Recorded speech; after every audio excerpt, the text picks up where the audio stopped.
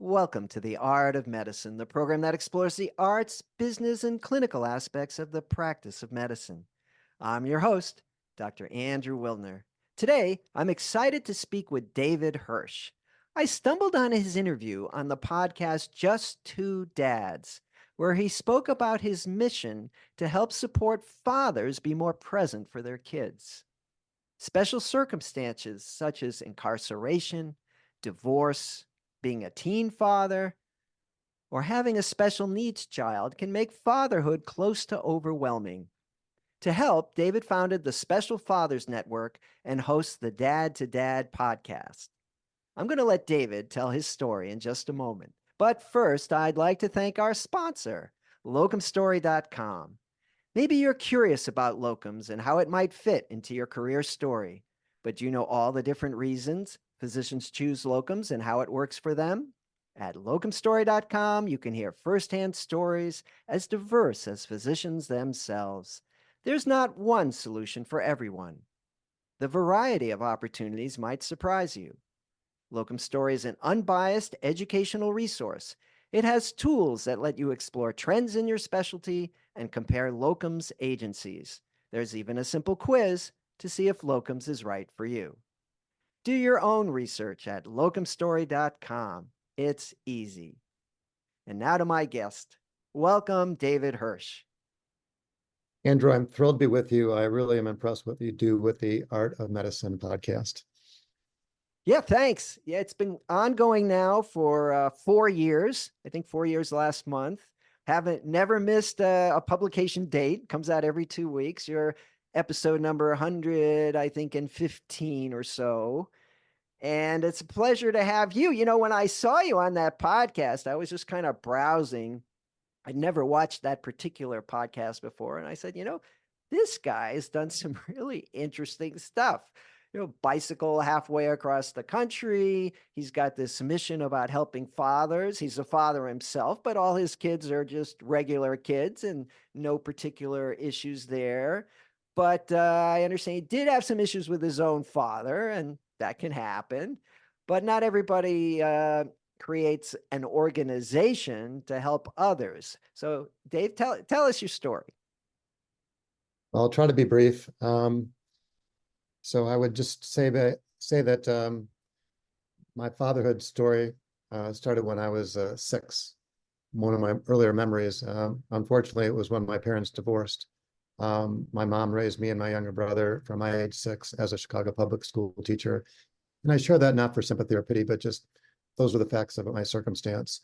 And I was very fortunate. I see the glass as being half full, that my maternal grandfather, Sam Solomon, was there every step of the way for me. And flash forward, when I became a father for the 5th time, I was just finishing up a fellowship with the W.K. Kellogg Foundation, which required 3 months a year for 3 years, or 9 months in total. So I was working full time. Our family was growing by leaps and bounds. And I was feeling a lot of pressure, some at work, but mostly at home. So when the fellowship was winding down at the end of 1996, and we just had our 5th child in October of that year, I was looking for fatherhood resources, stumbled across some statistics that I thought were objectionable. The estimate is that there were well over 20 million kids in the U.S. growing up in father-absent homes. You do the math, it's about 4 out of every 10.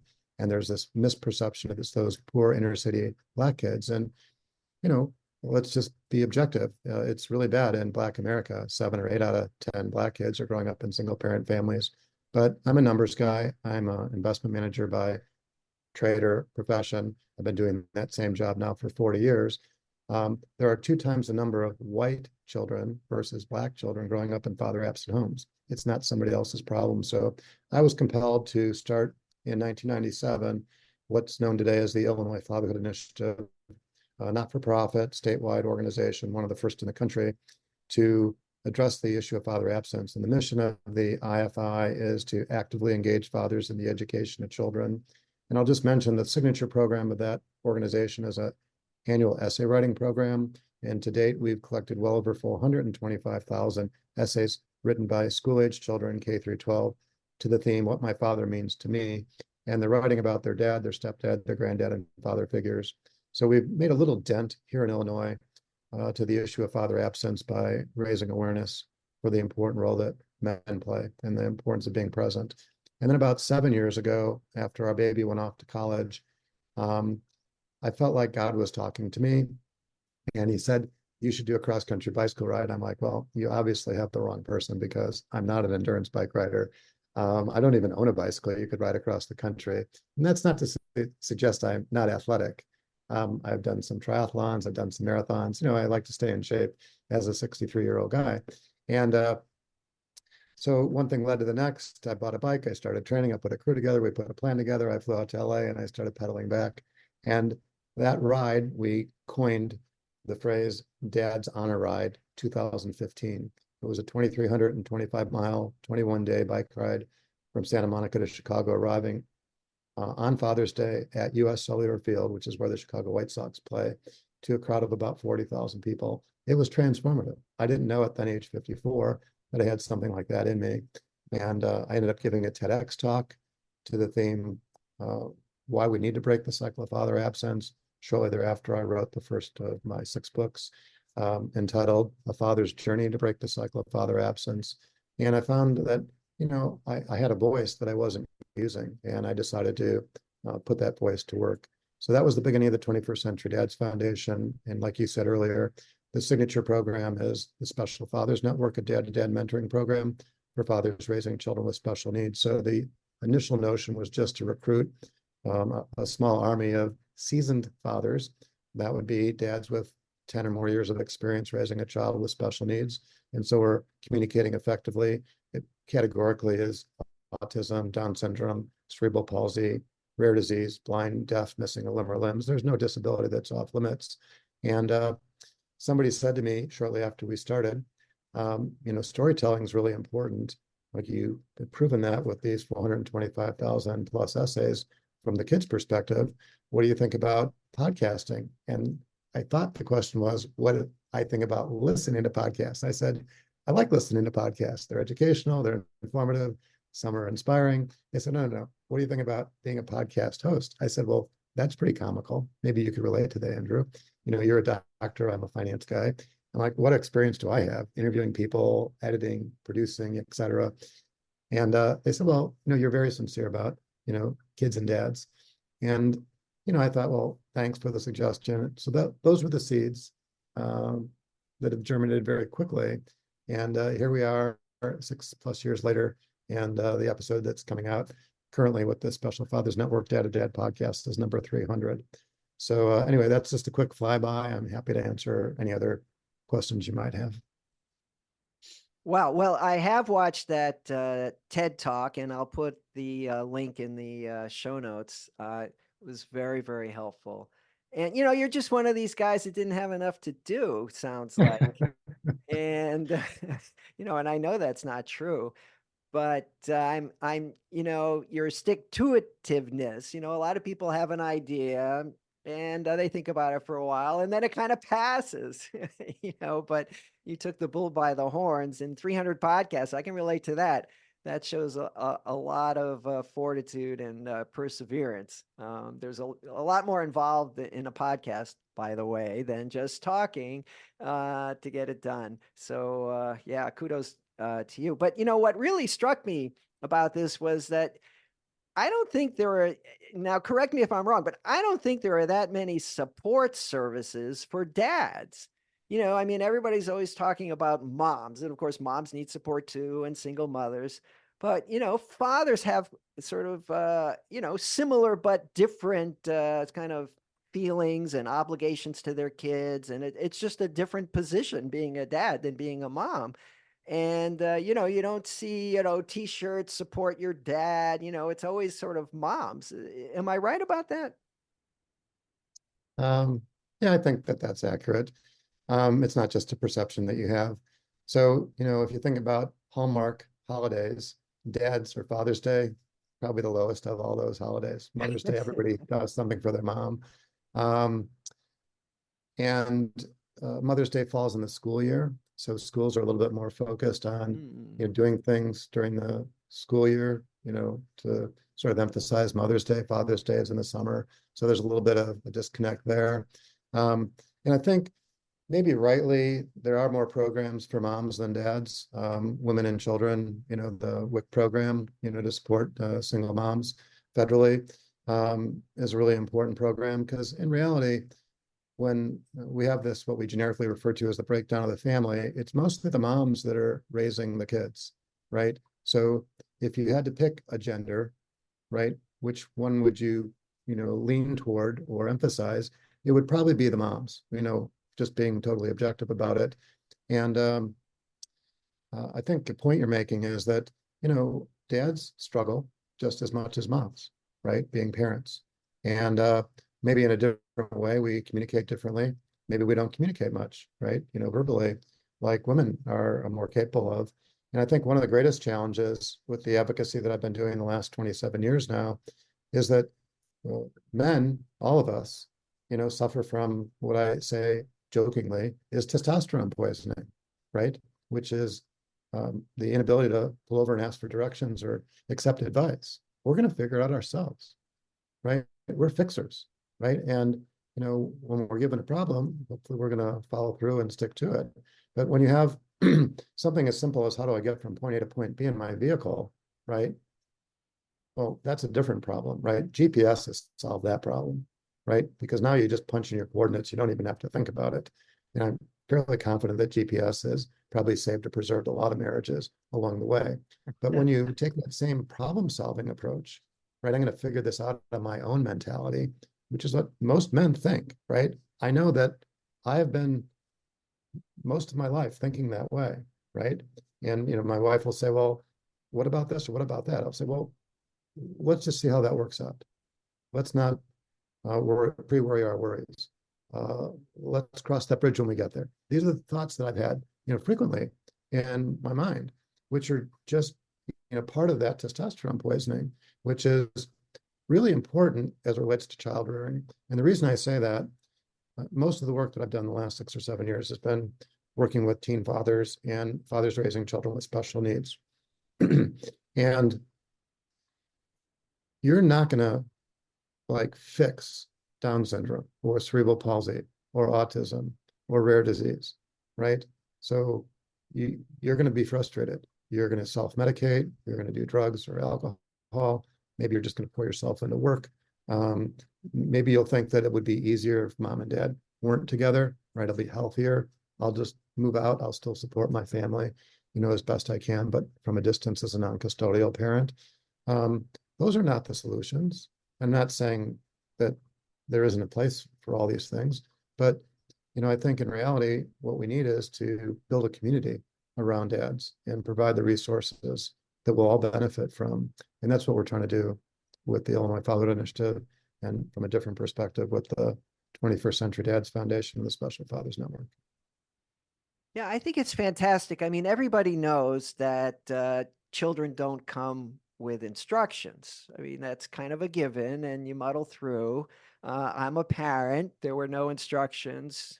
Still trying to figure it out. But if you add to that a child with special needs who might need financial support for his entire life or financial support for medical bills, I mean, which was not part of, you're a financial guy, right? And people make financial plan. Okay, we're going to, how much does the mortgage cost and what are our monthly bills and utilities? Nobody thinks, well, we're going to need these special services costing thousands of dollars a month, forever. Whoever is the breadwinner, and that is often the man, and men often see themselves that way, although of course it could be the woman. That's pretty daunting. It's like, well, what do I do about that?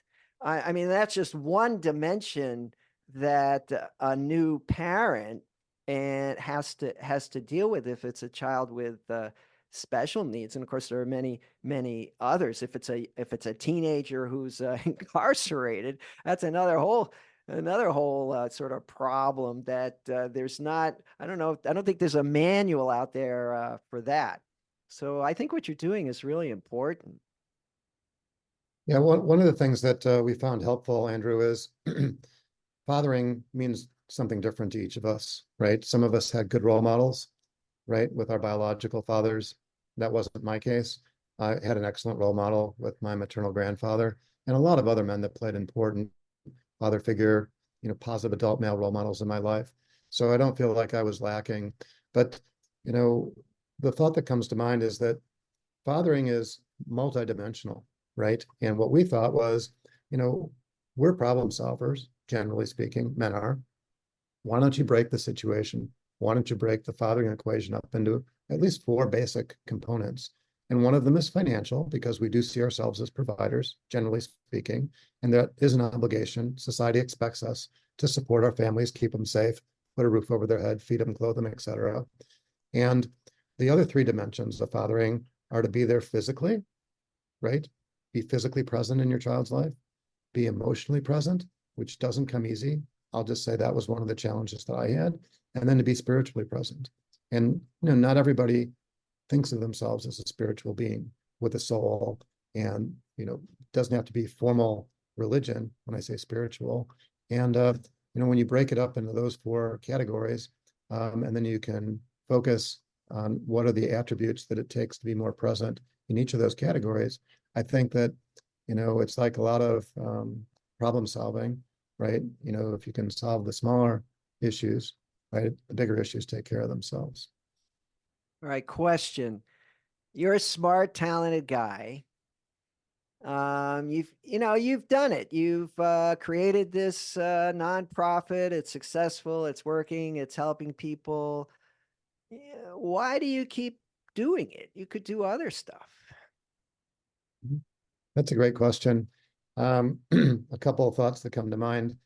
When our kids were younger and the Illinois Father Initiative was, just around for 5 or 10 years, um, my wife would get frustrated with me and to get my attention. We've been married for, it'll be 41 years this year, and we knew each other for 7 years. We were high school sweethearts. So almost all of our lives, not just adult lives. And she would say, "Hey, Mr. Fatherhood, why don't you just spend more time with your family as opposed to trying to solve everybody else's problems?" Um, so I know that things can get a little out of balance. And it's great that I have somebody to remind me and help keep me focused on what the priorities are. And another thought that comes to mind is that we did this kickoff event in February of 1997. We called it a community leaders briefing, and that's what was the impetus for starting the Illinois Fatherhood Initiative. And at this community leaders briefing, we had 120 community leaders. There were like 5 or 6 speakers. I had invited the founder of the National Center for Fathering, Dr. Ken Canfield, to come in and speak. He came in from Kansas City. I invited Don Eberly, who was then the recent founder of the National Fatherhood Initiative. He came in from, I think it was Lancaster, Pennsylvania. And I invited the CEO of Chicago Public Schools, because the schools see, these broken families and all the challenges that are going on.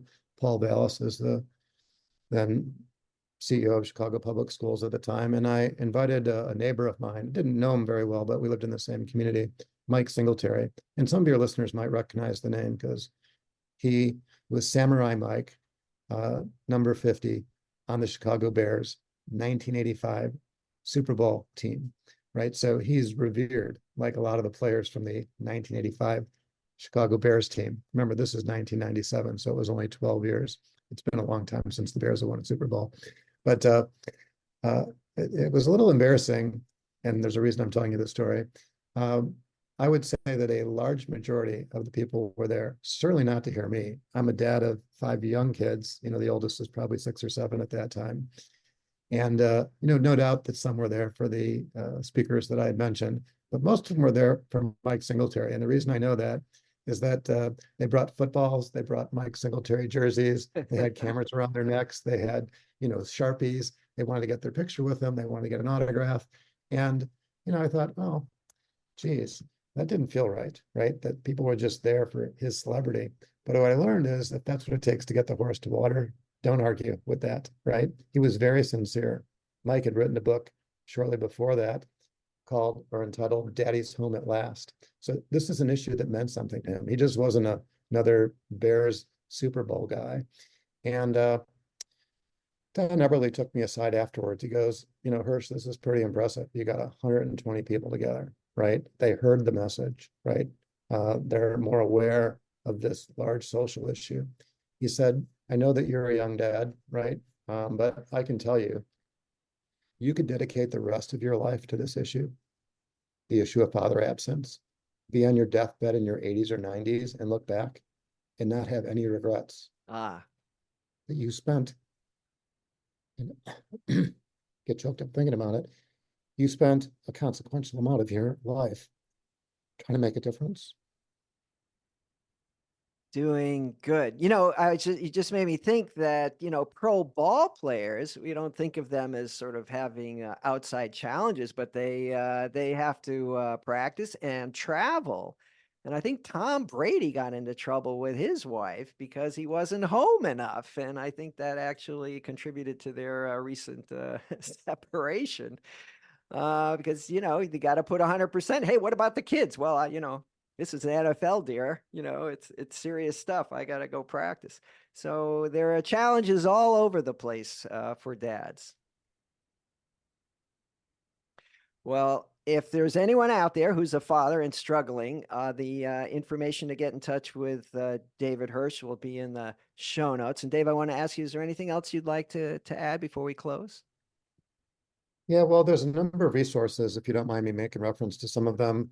I'd already mentioned that there's a Special Fathers Network. It's a mentoring program for fathers raising kids with special needs. So if one or more of your listeners finds themselves with a child or a grandchild with special needs or a stepchild for that matter, we'd be more than happy to help connect them to the resources. We're always looking for mentor fathers, seasoned dads, but we really built this mousetrap to serve families that are close to the beginning of their journey raising a child with special needs. So I don't know that we'd call them mentees, but young dads who would benefit most from the resources. There's the podcast, which we've already spoken about. There's 300 episodes now, and one of the things that our constituents told us that's becoming increasingly difficult to find the episodes that they're interested in, because if you have a Down's child or a child with cerebral palsy, you're probably wanting to listen to more Down stories or cerebral palsy stories. So going back about 3 years ago now, we started to repurpose some of the content. And to date, we have 5 audiobooks. The first is on autism, and with a foreword by Joe Montaigne, one of the 12 dads that's featured in that book. The second is on Down syndrome, with a foreword by Mark Cronin, who is the co-founder of John's Crazy Socks out in Long Island. And the third is on rare disease, and with a foreword by John Crowley, the founder, CEO of Amicus Therapeutics, who found a cure on his own before he became CEO for Pompe disease, which 2 of his kids suffered from. It was a terminal diagnosis, and he found a cure. So they're all 3 of his kids are still alive. The fourth book is on cerebral palsy with a foreword by Mark Miller of Chick-fil-A. And then the last book, it's a little bit heavier topic, not that those weren't heavy topics, is on losing a child. So we've done a lot of interviews where the child hasn't lived. Remember, these are medically fragile, youth in many cases.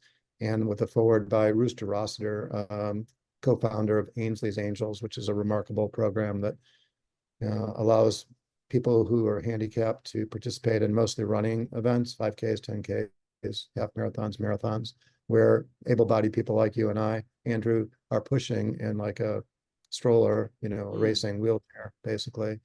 And I've personally participated in quite a few Ainsley's Angels events.